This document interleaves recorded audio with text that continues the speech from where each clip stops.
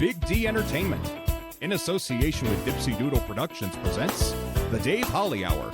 Brought to you by TJS Ceramic Studio, Serendipity Studio Gallery and Gifts, Chasers Food and Spirits, Excel Chiropractic, Quality Nails, Jesse Moffitt Entertainment, and the Sioux Falls Arts Council. The Dave Holly Hour features Sioux Empire arts and entertainment conversations. A true lover of arts, entertainment, good food, and fun times, including an occasional Jack Daniels. Okay, so a few Jack Daniels. Here he is, Dave Holly. Welcome, arts and entertainment creatives, supporters, contributors. Great to have all of you along as always. Here in the final stretch of the year, there's still plenty of arts and entertainment to take in, including Mighty Corson Art Players' production of A Sherlock Carol. Actors Mike Richards and Melissa Prostrollo tell us more about the plot of the show that opens tomorrow night. Then we talk with Audrey Simmons, actor, singer, dancer, not necessarily in that order. But first, let's pop the cork on this bubbly little show. Time to grab your favorite beverage, lift it high, and toast it to being Thursday, a.k.a. Weekend Eve. Hey, the weekend isn't around the corner, it's here! So long, hump day and your frumpy way. We say hello to Thursdays with opening nights. The weekend is near and we can see the bright lights. Yes, Thursday, you're so hearty, we can't wait for Friday, so a day early, we start the party. Whatever you're drinking and whatever you're drinking it out of might very well be determined by where and when. My choice, the usual, the Jasper Newton Jack Daniels Diet Coke with a lime. Now for you, it could be a cup of coffee, a spot of tea, maybe a glass of milk as you're having breakfast, bottle of water, mug of beer, a cocktail, a glass of wine, or a flute of champagne. Lift it high and toast to time off. Yeah, we didn't release an episode last Thursday, Thanksgiving.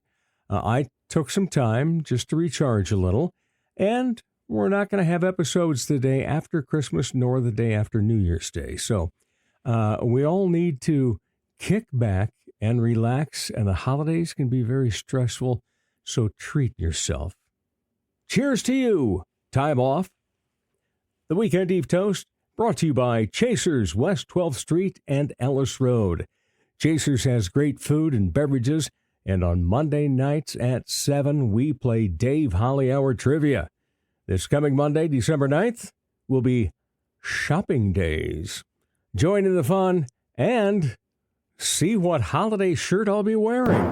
Honorable mention. All right, what over the past week made Dave laugh, guffaw, chuckle, chortle, giggle, simply smile, or maybe even shed a tear of joy? Well, 3 very good friends celebrated birthdays on Sunday. Jason Olson, I think of you as a brother. Thankful for your friendship over the past 25 years already. Wow. Maybe even more than that. By the way, we had the chance to celebrate with John Gaskins on Sunday and his lovely husband, Gilbert. Now, we joke about John being a frequent guest on the show, but happy birthday, my friend. And, we think so much of you and Gilbert, and just you're a joy to hang out with. And then The Vaughties co-host and co-producer, Miss M, Emily Wilson, you have made a huge impact for our modern-day vaudeville variety show. Just want to say thank you for believing in it.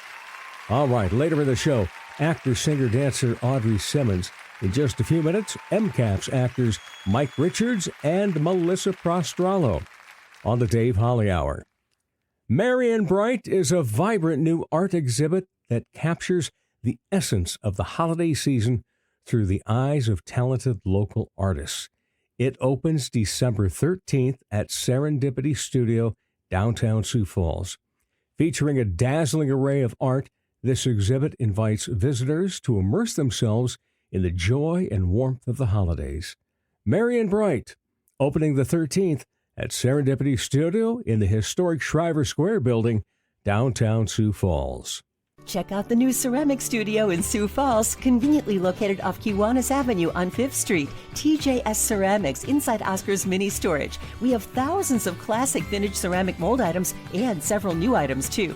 TJS Ceramics offers classes, special open studio nights, and completed ready-to-purchase items. Bisque studio time or painting parties are available. Visit TJS Ceramics Studio in person today or email tjsceramics@gmail.com for more details.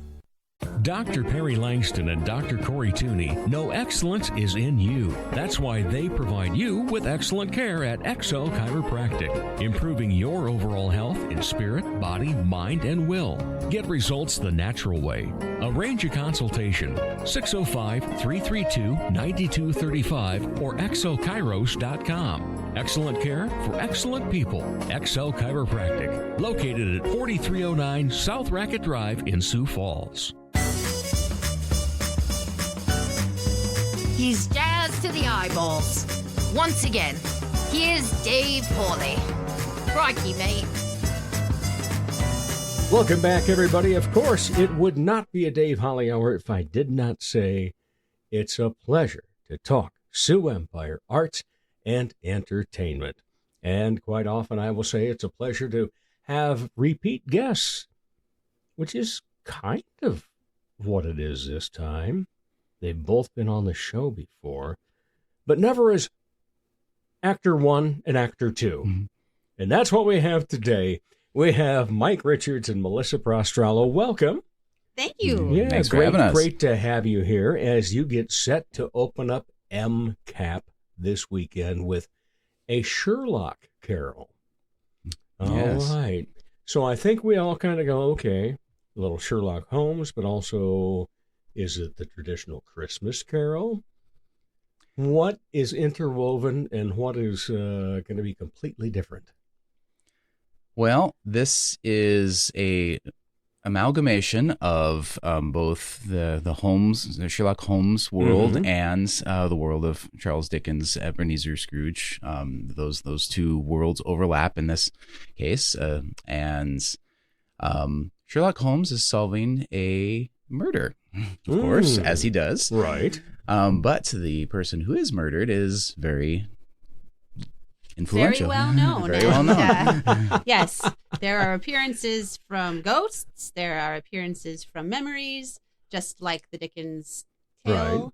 Right. They're just different ghosts and memories. And you see a kind of a generational shift from the original Dickens tale, because these are, some of the characters are children, grandchildren of characters that were in the original Dickens tale. Mm-hmm. So.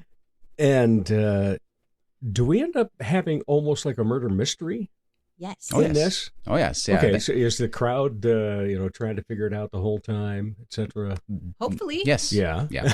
Yeah. Hopefully they are enchanted enough by the story to be wondering and following the clues and the what the hecks. Yeah. Yeah. So tell us, Mike, you're actor number one, correct? Mm-hmm. Okay. And what is special about actor number one? Well, each of the actors in the show, so there's four that are named actor 1, 2, 3, and 4, and each of them play various characters in the story. My biggest character in the show is Tim Cratchit. So you'll learn more about that if you come see it.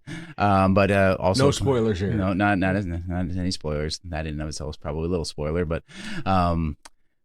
this is but the other characters you'll play are also, each of them are probably suspects at one point, or characters that help drive the story along, but they're all either from Dickens' world or Sherlock Holmes' world. Okay.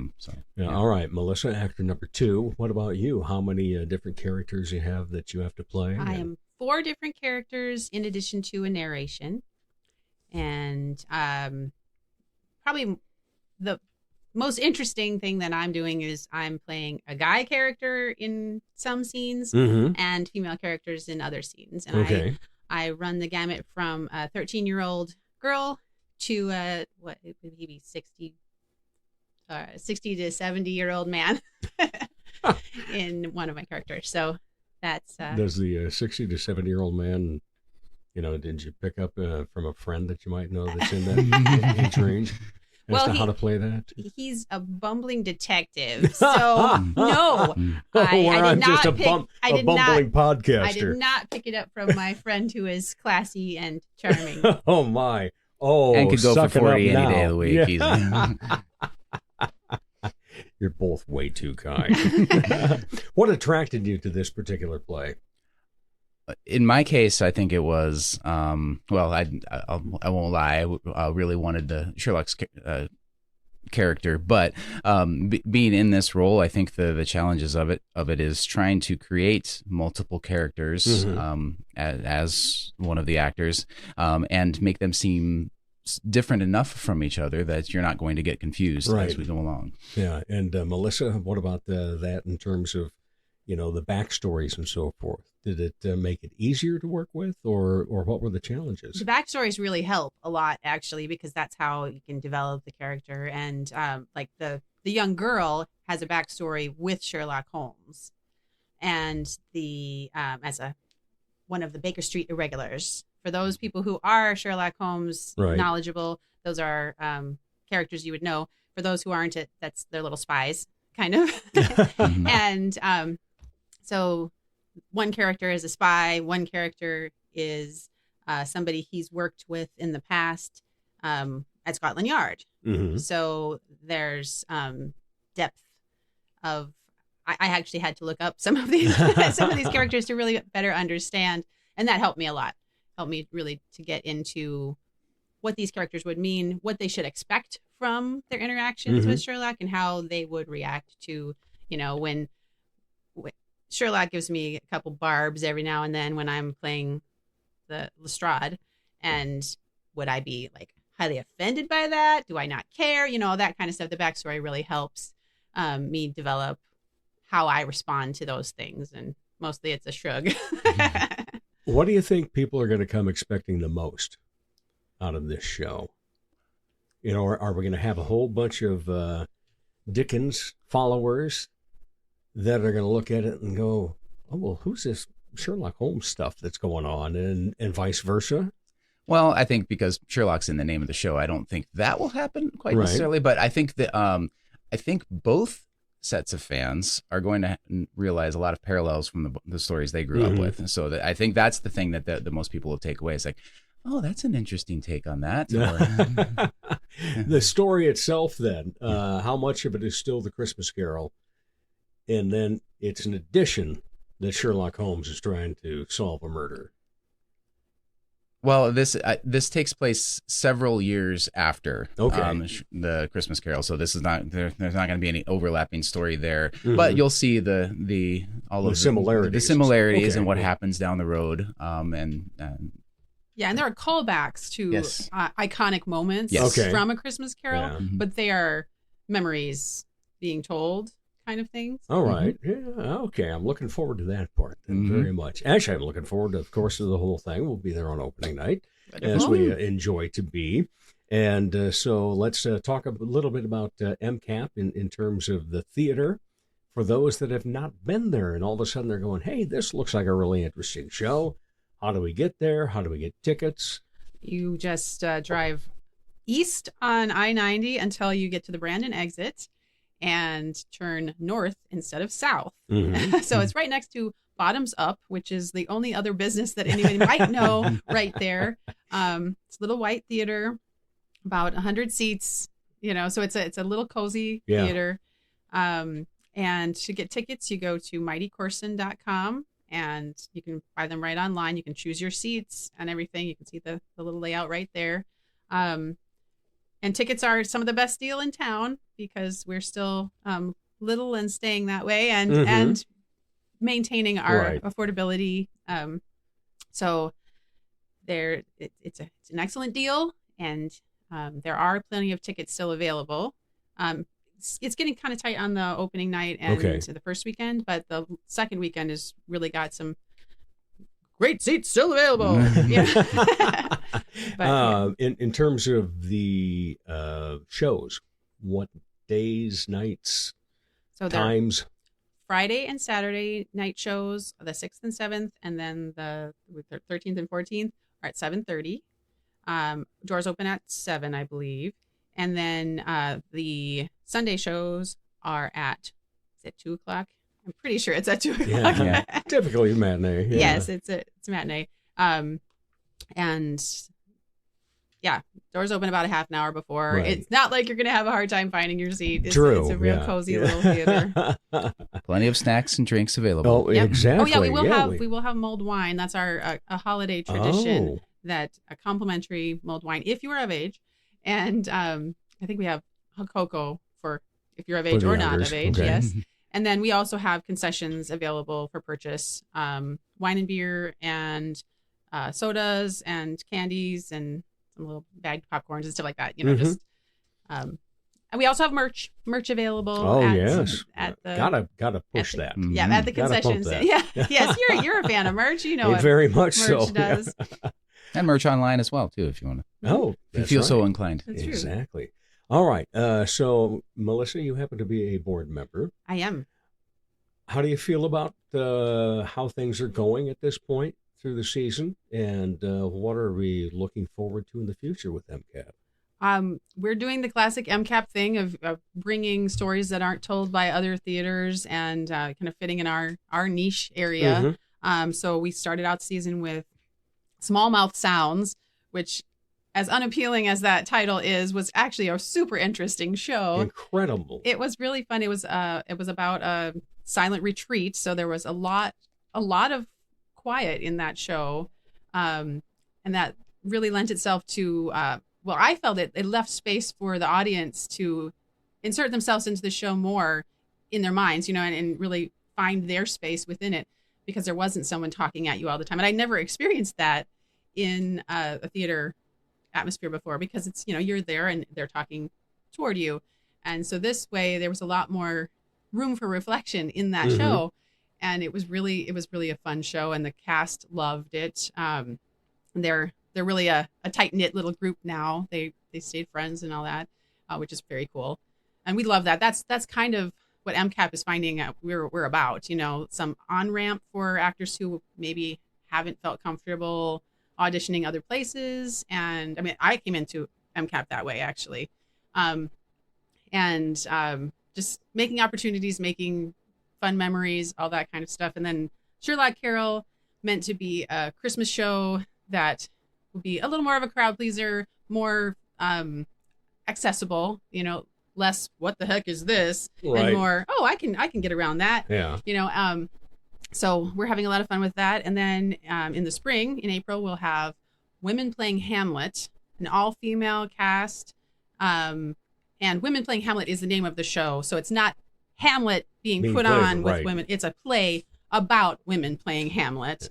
And it's also directed by a woman. So we're excited about that as well.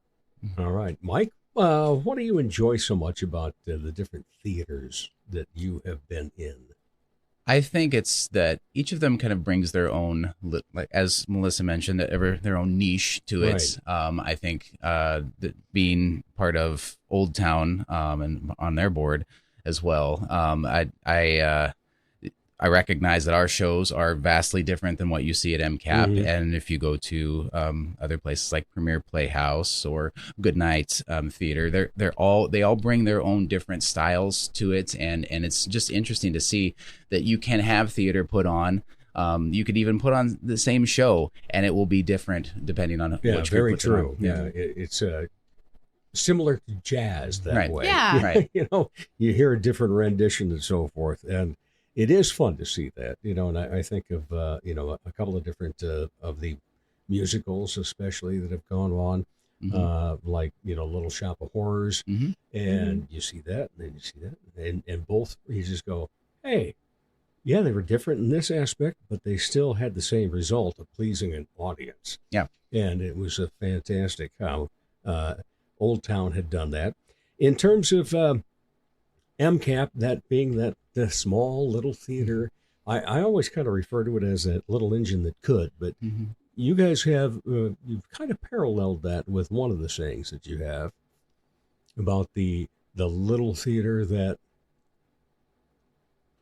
trying to. Oh, you can't see it, huh? Yeah, the one that comes to mind all the time for me is the first word in community theater is community, yeah. because that's a Brian Shipper thing, and so that's probably why I Miss you, blanked on Brian. the other one. That's okay. Yeah, I blank on this show every time. Yeah. Sorry. All right. Mike, what got you into theater? Well, back in high school, it was something to do. That was kind of the main driver. It was just most of the people that I ended up hanging out with were theater kids. And so that just caught the bug. I ended up taking some acting classes and just really took off in college.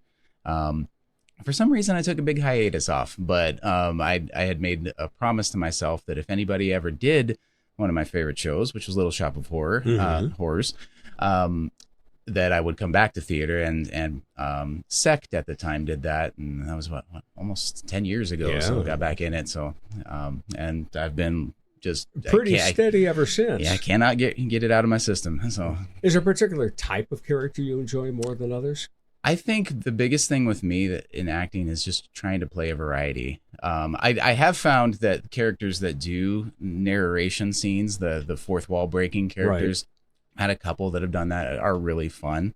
But I don't think there's any particular type. I really the biggest thing I want to challenge myself now is trying to get into more dramas and such. So, but yeah, I think it's just the appeal is just to pull out of yourself and do something completely different. Yeah, and I've seen that in you in so many different productions that have taken place. Is like, okay, how's Mike going to play this one? And you're not typecast. You are, a soul character that comes on strong, no matter what your performance is. Oh, thank you. Yeah, you're quite welcome.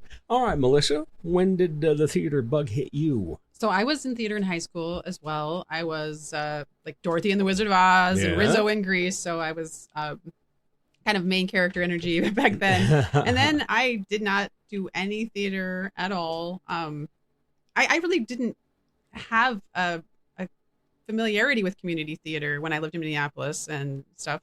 And so after coming back here, I saw more community theater, with you and Carrie a lot, actually. True. And then what got me back into theater, and now I'm a full-fledged theater kid again, but was MCAP had announced auditions for 'Twas the Night Before, and that was a Christmas show 2 years ago, and it said minimal commitment, because there were 5 little shows that were all, separate, so you could be in just one of them or whatever. It ended up not being minimal commitment because I was in 3 of the 5 shows. So it was pretty much a full-on commitment. But I wasn't actually intending to audition. My friend Sarah Manson had done commercials and stuff like that, and I didn't realize she hadn't done a play before. But I sent the note to her and said, hey, there's this auditions out here, that I thought you might be interested. And she said, are you suggesting that we audition together and then we carpool and then we, and I'm like, I wasn't, but I said, you've got her down sure. pretty well on that. I've told this story a time or two, but yes, so that's how it happened. We did audition together and carpool, and it was really fun. And that's how I met Mike. And that's how I became a theater kid again, and that's how I ended up on the board at MCAP, and at a time when it turns out they really needed me. Yeah, true. Needed all of us. Sorry, verklempt here, It's but a little, yeah. Yeah. We are the little theater that can, because of everybody's efforts, right, to keep us going, because we were very very driven by one person who drove everything, and now we've had to fill those shoes by divvying up everything and taking on those. But a lot of things. people have taken a great role. Yes, and everyone in the board and in the productions and the whole works. It's been fantastic to see, because literally that, for some places that might have been the end. Yeah. And we couldn't let that happen. Partly for Brian. I mean, exactly. it's to keep things going and honor his memory and honor the mission of the theater, which is what he was so passionate about as well. And so, it's really beautiful to see how everything has moved forward. And I mean, we had to just rally and keep going. And now we're, it's kind of a new normal, but he's never forgotten ever. Right. Nope. And we're just tough to. Well, first of all, the last thing that he and I said to each other was, "I love you," right that's after he'd been on the wonderful. podcast, and he had taken a selfie, and there's that great smile of his. Yeah.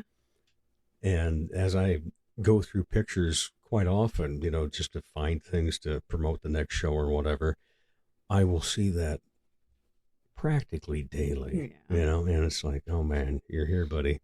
You are in the heart, no doubt about that. And he was the heart of that organization for a long time. But in the meantime, it keeps going forward. It keeps getting better.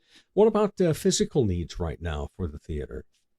Well, we have a repair that needs to be done on the wall, so we're working with the township about that, and we are always welcoming donations because that is how Little Theaters That Can is through donations from fans and public, and we also welcome volunteers to help us out with shows, with which is a great way to see a show too. Yes, it is. Yeah, and I think we probably still have some openings. It would be okay to check online if we have openings for volunteers to help sell concessions and things at the shows. And that, because like you said, that is a good way to see the show for free. Exactly. Get in there and take advantage of it. Yep.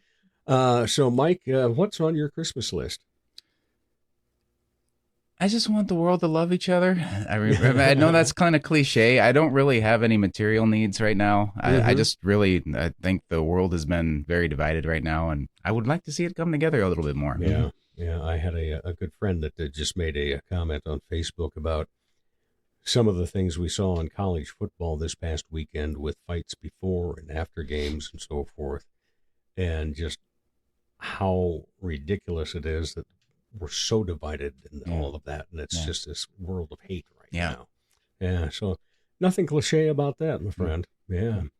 Melissa, what about you? Well, I don't know how to follow that. Wow. No, I mean, kindness. People just need to remember we're people, not we, the theater. Right. we, everyone, each person. I mean, we are more alike than we are different. Exactly. And the holidays should help us remember that, but I think sometimes they divide us even more. And so it's, yes, I would echo that just being good to each other. Come out and see a show. Remember what good there is and what creativity and love adds to the world. Well, that good friend is also the one that is known for saying, just don't be an asshole. Right. And I'm going to make a shirt for him someday and quote it. All right. So what about your favorite Christmas story to take in every year? You have any old, like I got to watch. Somebody people say, oh, yeah, Christmas Vacation. Oh, actually, somebody turned that on yesterday where we were at a game night.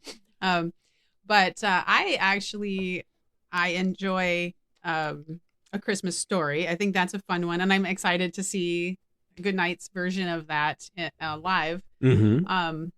But I like to watch Elf and some of the classic, like just the old timey, like the Santa Claus is Coming to Town, and those old claymation ones are just cute and remind me of my Burgermeister. Yes. One of my favorite characters ever. Yeah. If name you only. would make a good Burgermeister. Well, thank you. Yeah. All right, Mike. What about you? Any particular show that you go, oh man, that's got to be on. I got to catch it. Well, I think I make it a tradition every year to catch. I know it's non-traditional because it's more Halloweeny than Christmas, but The Nightmare Before Christmas is my favorite. Tim Burton fan. Yeah, very much so. I do also like some of the classics, the stop motion Rudolphs, and Elf is fun to watch too. But yeah, I think The Nightmare Before Christmas is the one that gets me. Okay. So you're going to be in something that involves Sherlock Holmes and Charles Dickens. Aside from those people and their works, what is a Christmas character that you would love to play? I think if you put me on the spot like that, I think it would probably be Jack Skellington. Oh, if yeah. you really, if that opportunity ever arose. Yeah. But yeah, I just love that character. So That is a fun character. Mm-hmm. I was just thinking about that this morning as I was putting some trivia together. Mm-hmm. And it's like, oh, wow.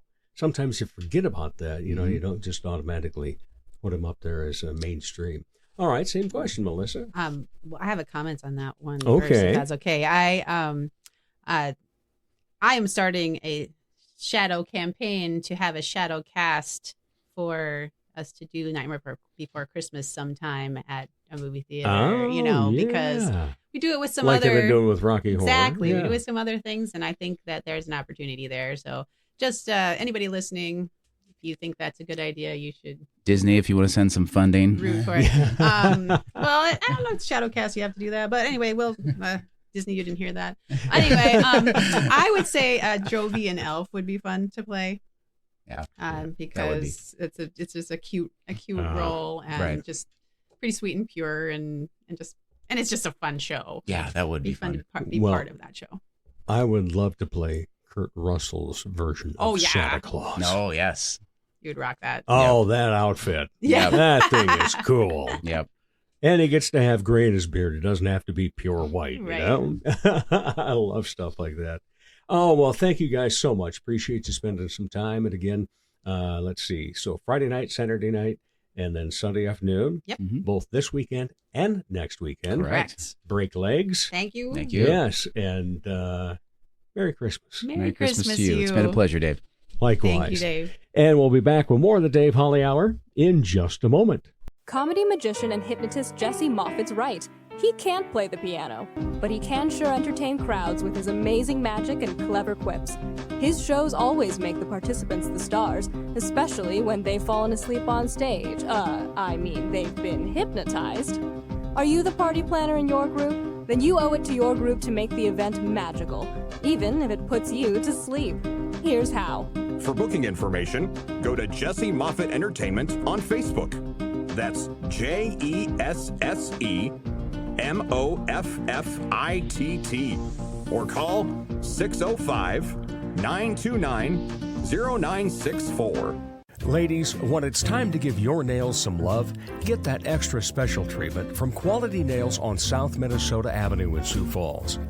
Manicures and pedicures that look great and make you feel fantastic. Zaya and Tony provide professional care for your hands and feet, whether you just want the basics or an extra special look with added flair.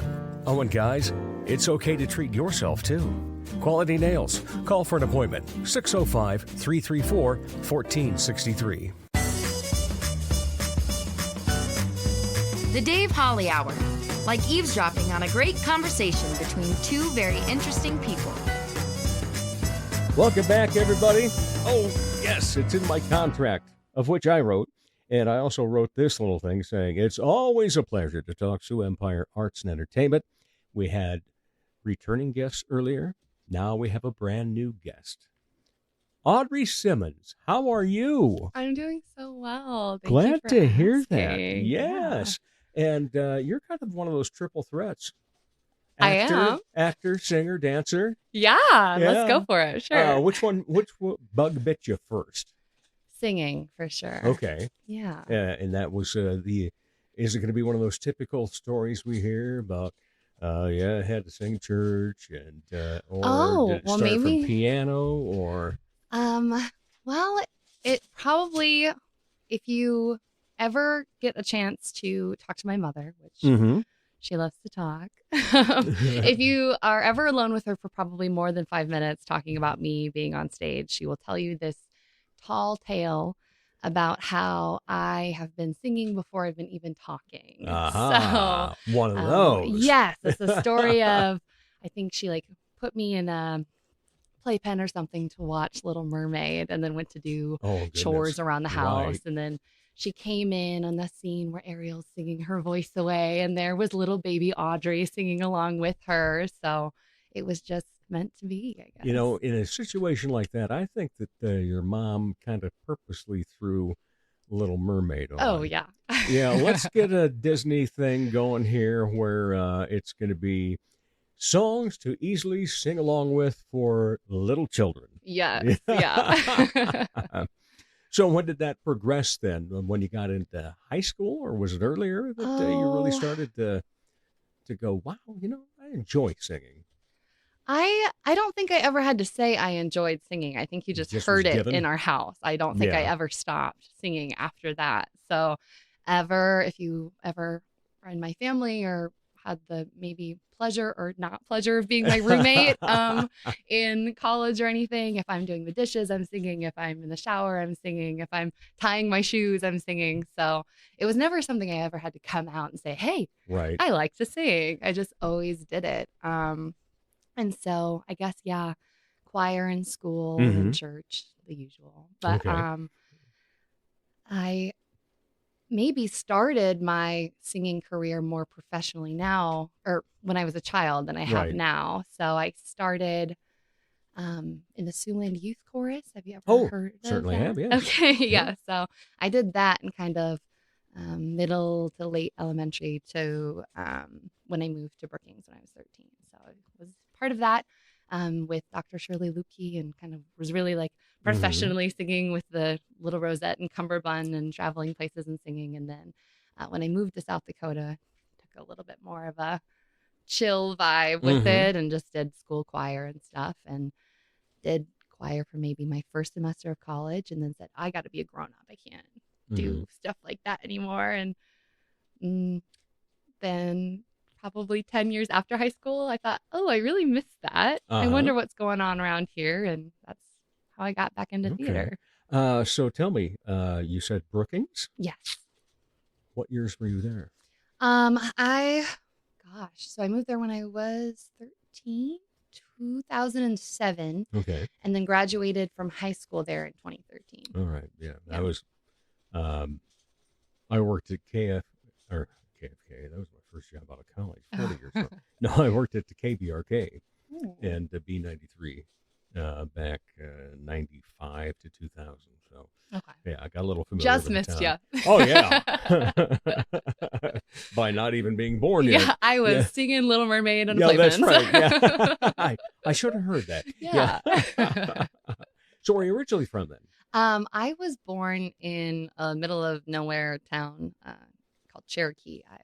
So kind of near Sioux City-ish. Oh, I know. Oh, okay. I know. Yeah. I had to wrestle Jan Carl when I was in high school. I don't know. He's probably long gone, I'm sure. But so I know where Cherokee is. Okay, That was always a tough crowd down in Cherokee. Yeah? Yeah. And so then you get over here, you go to Brookings, get finished through high school. Where'd you go to college then? Did you start off at SDSU? I did not. I was like, Brookings Broke is so the small. tradition, huh? Yeah, I guess. I wanted to try out city life. And so I went to the University of Minnesota in the Twin Cities, Minneapolis, St. Paul. And then I thought Minneapolis was too small. And I surely thought, oh gosh, I'm going to go to Seattle or New York or Chicago or somewhere, and ended up coming back home and figuring stuff out for about a year. And I was really itching for a job that had to do with my major, and which was public health, and got a job working for the state of South Dakota in Sioux Falls. And I kind of reluctantly took it. I was like, Sioux Falls is so tiny. I'm going to be so bored. What am I even going to do with myself here? And that was June of 2018. And I got an apartment downtown, kind of by Club David. And I loved it. I loved being able to open my window and hear music, and being able to do First Fridays and see all of the local art that was going on, and seeing the sculpture walk. I loved that Sioux Falls seemed to be a community of creative people that really cared for each other. You weren't on 9th Street across from City Hall, were you? I was Dakota and 10th. Okay, yeah. So by the Carnegie I lived Building. down there for a while. Oh, yeah. But yes, you are right. It's, culturally, this place has exploded with the arts and entertainment and just everything available now. Because, you know, speaking of it being a small town, I grew up in Rock Rapids, and I would, come up here in high school when it was 68,000 people. Oh my goodness. Now we're 218,000. And the place just keeps growing and growing and growing. But thankfully, so have the arts. The arts community is amazing, because the most recent thing you were in was a Good Night Theater. And, that's something that 10 years ago, we didn't have a Good Night Theater. We didn't have monstrous little theater and so many of these little offshoots. And it's just so great that things have grown to the point that we can have these little indie things going on too, and independent places as well, to perform, the book co-op. And, visual artists now have all these coffee shops that they can hang things in. And it's wonderful to see. And I'm so glad that it promotes the fact that more people can be involved, such as yourself then. And so I'm glad that you decided to jump into the fray and want to be best all decision a part I've made of in it. a long That's time. fantastic. So, so the stage part then, in terms of the acting, did some of that in high school, or was that something that just recently sprouted? Yeah, I think I was always, I always had the flair for the dramatic as a child. Sorry, parents. And so it kind of started off like roping my older brother into like putting on little shows for our parents and stuff in the basement or in the living room or family Christmas dinner or something. So I always had such an imagination and always wanted to tell stories and God bless show your and parents tell. for letting you have an imagination. Yeah. Good for them. I don't know. I'm thankful for that. Yeah. I feel they are creative people too. And so they inspire that. Because there was in me. a time when I was a professional clown and I'd do all these kids shows and so forth. And parents would get embarrassed by their child. Oh, no. And it's like, no, let them have creativity and imagination. Let them, be a child for goodness sake. Especially while they're young. Let them go and do that. And it just develops performers, entertainers, and everything else then. So did the dancing have to happen then? Yeah. By being in musicals and so I also danced for a bit as a kid. Okay. I did lyrical and then ballet on point for a couple of years. Okay. And then I hit puberty and gosh darn, point shoes are expensive, and when you grow out of a few pairs in a few months, it gets to be a lot. So I appreciate being called a dancer because I felt like at the time when I was young, and it wasn't my parents and it wasn't my dance teacher, but I just felt like I wasn't good enough to justify the cost of dance. And so I kind of put that passion aside for a while. Interesting. So I'm glad that... Well, you get an opportunity to do it now. Yes, I'm glad I have an opportunity to do it now. Sometimes I think that's the thing I feel I struggle with the most, and maybe it's not even just skill, it's just the holding on to that little inner saboteur that I had as a kid, being like, ooh, but you don't have this dance perfect. So that's something that I'm always working on, is to try to be a better performer in that, right? But it is something that I enjoy. Well, thankfully some person, don't know who it is, that started the phrase dance like nobody's watching. And so that's been around for a quarter century now, and it's a good piece of advice. And people should be able to just be free in their movement and so forth. And so what has been the most exciting part about being an entertainer for you? The most exciting part, I think, is just putting on a show. I'm a showman at heart. I just love the getting in front of an audience and having this, I don't know, I just feel like being able to captivate people and tell a story in that way, and in an entertaining way. I think I just like getting a laugh out of people sometimes. But so you've been in Good Night. What else have you been in of recent time? Yes. So not the 10-year break I had between high school and now. Yes. So recently, what kind of got me in here was auditions for Grease. So that show was June 2023. So that's kind of started my roller coaster of being involved in all of these things this past year and a half. So I went to that audition thinking there's no way I'm going to get cast in anything. It's been 10 years. I'm so rusty. And ended up being cast as understudy for Jan, Marty, and Rizzo, being a part of the ensemble, and then getting a little cameo role at the beginning of the prom scene. There was like this billow of smoke and a radio voice singing, and that radio voice was me. So that's what kind of kicked everything off. And then offstage understudy for Ursula in The Little Mermaid. I had a show conflict, so couldn't be on a part of the show in that way. But did hit buttons doing the light cues in the back for most of the shows. Oh, so you were sitting right behind me. Yeah.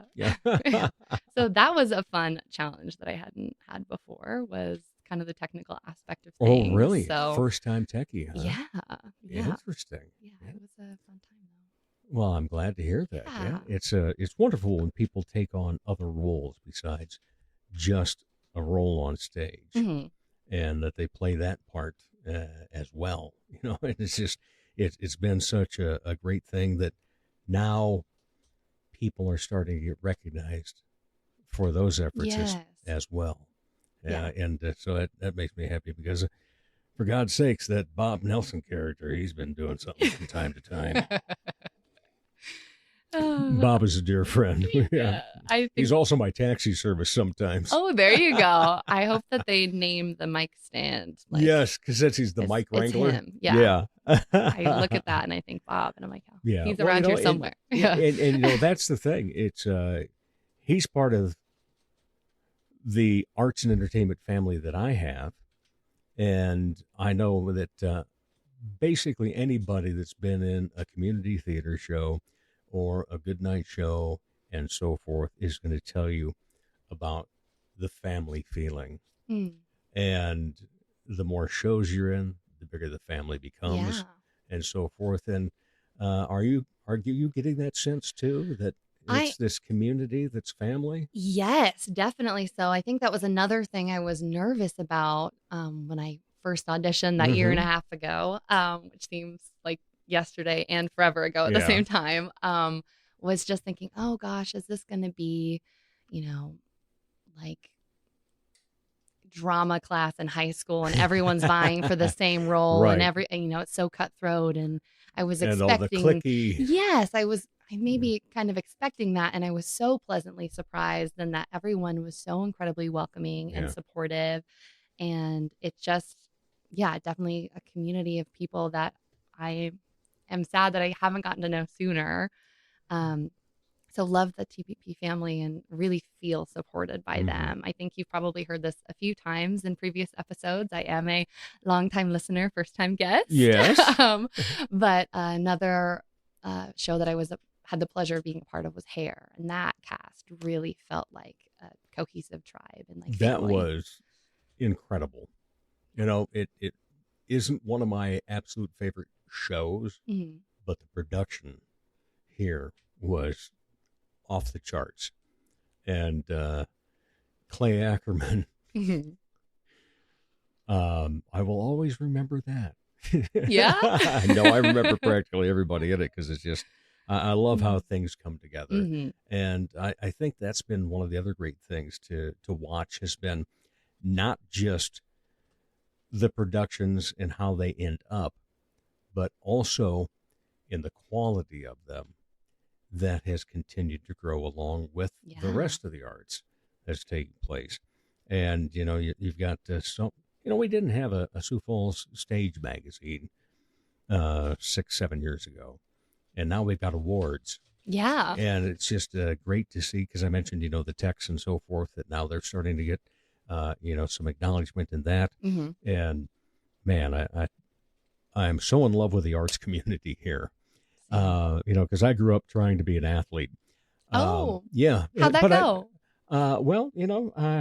A few years ago, I had to have a second knee surgery here. I've had to have a hip replaced, all of those types of things. Fun stuff. Exactly. But I do have a Louis Armstrong Jazz Award back there that I won, because I love music. Didn't take up singing until late. In fact, just sang one year, my senior year in high school. And then this wonderful thing called karaoke came around. Oh, yes. And that was kind of fun, but, it was a novelty thing, so you can't take yourself seriously. At the age of 58, I decided, you know what? I love singing, but I've got 8 notes that I cover. I'd like to expand that a little so I can sing other songs at karaoke besides my go-tos. And so I took them for the late but beloved Amy Morrison. And just had a blast and was so thankful I did that at that age. And part of it was, right or wrong, I don't know if my brother was jealous of me in some way or I was jealous of him in some way. He's 9 years older. Okay.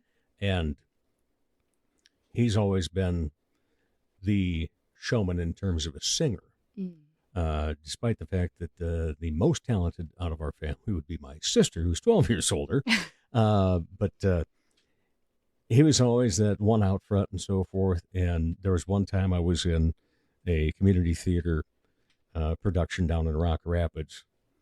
And the president of the board at that time was a high school classmate of my brother's. And Dear Dave, congratulations, writes this letter afterward. Dear Dave, congratulations, your brother Dick was excellent on stage, and I think I saw many of his attributes coming through and so forth. Oh. It's like, oh, yeah, okay, That's can't talk nice. about me. Yeah. Let's compare. Oh. But, I finally, my wife helped me get over that a lot over the past couple of years. So I, will now sing for other things, too. Yeah. Even when I've got a really raspy voice at the last Body Show. I thought it was a character choice. It sounded like old did Hollywood. It? Thank you. Yes, exactly what I was going for. No, that was known as 1 week prior I couldn't speak because I had laryngitis. So I was nervous about that with the Goodnight Show. I had blown my voice out at the beginning of our tech week. And so I was really nervous I wasn't going to be able to get that back before the show. And thankfully, like the day of, I'm like, okay, I think I chugged like 3 gallons of hot tea, but it was worth it because I think it came back. Well, and I do take medicine for this stuff, and you brought it. Yeah. Appreciate it. Cheers. Cheers. There we go. Oh, there haven't been many that have done this, but dear Audrey here brings a small little bottle of Jack Daniels, a small Diet Coke, and a thing of lime juice. And she goes, well, I have some for myself, too. Yeah. So it's like, well, I've got the ice. I'm a considerate guest, but I like to share. Yeah. So. Oh, that's always fun when somebody does something along that line. So, yes, I can tell that you listen to them. It's always one of those things when you do something like this. Oh, yeah, I listen all the time. Okay. And then they never say anything about they don't even say it's a pleasure. Always a pleasure. Always a pleasure. Yeah. And, better anytime I see you. Yeah. All those types of things, all those key phrases. So you were nervous about that. But otherwise, do you get stage fright at all? Not usually. I might get some pre-show jitters here and there. Right. But, as soon as those stage lights come on, it's like I'm possessed by some entertainer of the past or something. I don't know. Something takes over and I don't think about it at all. I just become whatever I am on stage, thankfully. I get most nervous in auditions, so I do kind of have to worry about that sometimes. But yeah, that part is a little hairy. but never on stage, thankfully. If there's an audience out there, then I can usually put on a good show, I feel. So. Yeah, it's wonderful. Yeah. So if you were to be in a variety show, well, I'll just take the Bodies, for example. If I were to be. What would you like to do in it? Probably sing. I'm a lousy juggler, so probably not that. I know my limits. That would be a reason not to do that. Yeah. But maybe dance if I'm an okay dancer. But you just had some great singers and dancers on your last show. We did, yeah. So. But we're always looking for more. Yeah. And so you're definitely in. Okay, good. Yeah, just, you've got to decide out of those 4 dates in 2025 which one fits your schedule best. But right now you said you're not doing anything coming up. No. So this last season, I kind of was in a whole lot of stuff. Yeah. And even if I wasn't on stage, I was helping out backstage or with the set or in some capacity helping out. And this year kind of took more of a back seat, I think. Kind of I don't know what my thought process was. Just I like being in the audience and seeing it come together Right. too. And I don't get to do that if I'm on stage or behind the stage. So more of a participant in the audience this season. But I was super grateful. We were talking about family. Super grateful Right. to now be a part of the Goodnight family and, Yeah. and make friends in that capacity. And maybe some other smaller theater shows have things coming up that I may audition for. But nothing's set in stone this season. So I'm kind of open up for the rest of the year. I know that my winter is always pretty open. I don't do a December or January show. If it gets Okay. cold and it snows, I'm inside. You're out. I'm hibernating. I don't want to be outside when it's cold. I'm under a blankie, reading a book or watching a movie, soon to be falling asleep on my couch. I can't go to practice. I'm busy. So Yeah. Sorry. No Yeah. rehearsals. I can't make it. No. Yeah, I'm booked because I'm at home. But Yeah. but yeah, I'm come booked. spring, maybe maybe we'll see. Okay. Yeah. You interested in doing straight plays, or you just want to stick to musicals? Yeah. So last January, February, I just said I don't do shows in January. Well, I started rehearsal in January for premieres. I did that. Yep. And Uncomfortably Single. And that was a straight one act. Yeah. I liked the challenge of that. I did in high school. I was a part of the thespian club, and my favorites were always the one acts and the musicals. So I do like a little brief one act thing. So I might continue to pursue that in the future. I like the challenge of acting without relying on like what I feel are my strengths of the song and dance portion. So when you go into an audition, then are you letting them know up front, hey, here's my strengths. This is what I'm good at. I'm going to sing. Oh, yeah. I belt every audition. There you go. Yeah. I used to, like I said, I do get kind of nervous when it comes to auditions. But what gave me the courage to audition for Grease was going to the acting through song workshop that the Premier Playhouse put on shortly before those auditions. And in there, Oliver Mays had some stage advice of, they're there rooting for you. You don't have a show without actors. So I took that to mean I'm not going in and saying thanks for this opportunity. And maybe I am. The subtext is thanks, but the stronger message is you're welcome. So I'm trying to go into auditions, showcasing my strengths to say, you're welcome. I remember when I was in an improv group, and the first booking we got, the guy that was the leader, before we went out to perform, he says, now remember, 95% of the people in the audience don't have the guts to do what we're going to do, so they will love us. Forget about the other 5% then. Yes. And I've always remembered that. It's like, hey, because especially, in here, we don't have many critics per se. We are encouragers. And, being a long-time listener, I'm sure you've heard me say, collaborate, not compete. Yeah, and it's just such a beautiful aspect that we get to see that come to fruition, and people are rooting for you. Definitely. Yeah, that's great. So maybe even venture into, some of the other little theaters. I hope so. Maybe not this season, but that is a longer term goal of mine. Is I would like to keep growing this theater family, and I love seeing how much they support each other. And so I just think every new show is a new opportunity to make friends. True. So, and to really get to know these other creatives that I share this community with. And so definitely in the future sometime would love to audition for other little theater troupes we have around here. Do you karaoke? I am learning to love karaoke. It is not my favorite. Okay. But I have karaokeed a few times this year. I can get talked into it. maybe after a few Jasper. I was just going to say, Jack, Diet, and Lime. We got it. And you even knew to call it Jasper Newton. Oh, another cheers for that. Wow. I do my God homework. bless you. All right. So that also means that you know what, as a first-time guest, you have as the 2 questions at the end. Yes. First one, how you answer, determines whether we need to ask the second one. So, when you are not part of the arts and entertainment community, what do you like to be entertained by? Yes. I practiced the answer to this many times. And now that you are asking me, I do not remember my answer. Oh, no. I guess I have to be honest. No.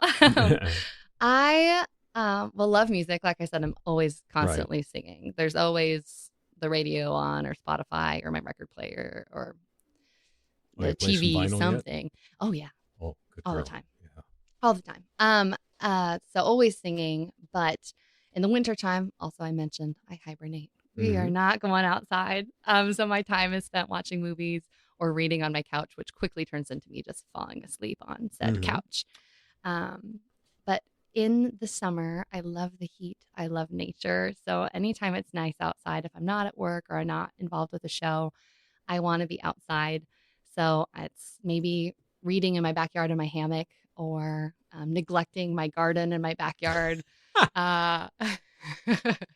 I had a green thumb once upon a time. It has gone. So I just kind of stare at it and let the squirrels pick at it. And that's my outside time. Or I love to hike too. So we have another thing I was pleasantly surprised by when I moved to Sioux Falls is the amount of local parks we have that are just great places to hike. True. So usually around there somewhere. Any other hobbies?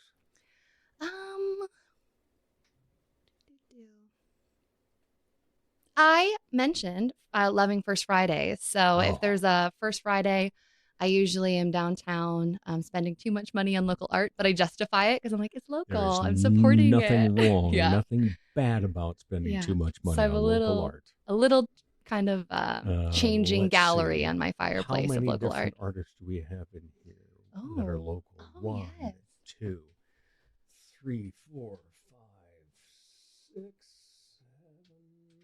7, I think, here in the studio. I think you have room for some more. Yeah, a little maybe bit, yeah. right there, a little 4x7. I think you can make it work. Oh well, Audrey Simmons. Wow, what a pleasure getting to know you a little bit more, and thank you for taking the time to be on the Dave Holly Hour. Thank you for having me. It's been a pleasure. Always. And we'll be back to wrap up the Dave Holly Hour in just a moment. Check out the new ceramic studio in Sioux Falls, conveniently located off Kiwanis Avenue on 5th Street. TJS Ceramics, inside Oscar's Mini Storage. Bisque, studio time, painting parties, and finished items are available. Visit TJS Ceramic Studio in Sioux Falls today. Hot? No. Cute? No. Ruggedly handsome? Yes. Once again, here's Dave Holly. Thanks again to my great guests, Mike Richards and Melissa Prostrollo, and Audrey Simmons. All 257 episodes of the Dave Holly Hour are available online at, well, guess it, DaveHollyHour.com. Don't forget, there's a search function that you can use, and to take a look at, previous guests, different topics. You'll also find links to Arts South Dakota and the Sioux Falls Arts Council. And as the Sioux Falls Arts Council says, together we art. As Arts South Dakota says, home is where the art is. As I say, put some art in your heart. Remember, I'm Dave Holly, and for me, every day is a holiday. The Dave Holly Hour has been brought to you by TJS Ceramic Studio, Serendipity Studio Gallery and Gifts, Chasers Food and Spirits, XL Chiropractic, Quality Nails, Jesse Moffitt Entertainment, and the Sioux Falls Arts Council. If you would like to contribute to the continued success of this podcast, simply buy Dave a cup of coffee. Go to DaveHollyHour.com and click on the coffee cup icon. Don't forget to stay up to date on the show by following on Instagram and Facebook. The Dave Holly Hour is produced in the Dipsy Doodle Studios by Big D Entertainment. Thanks for listening.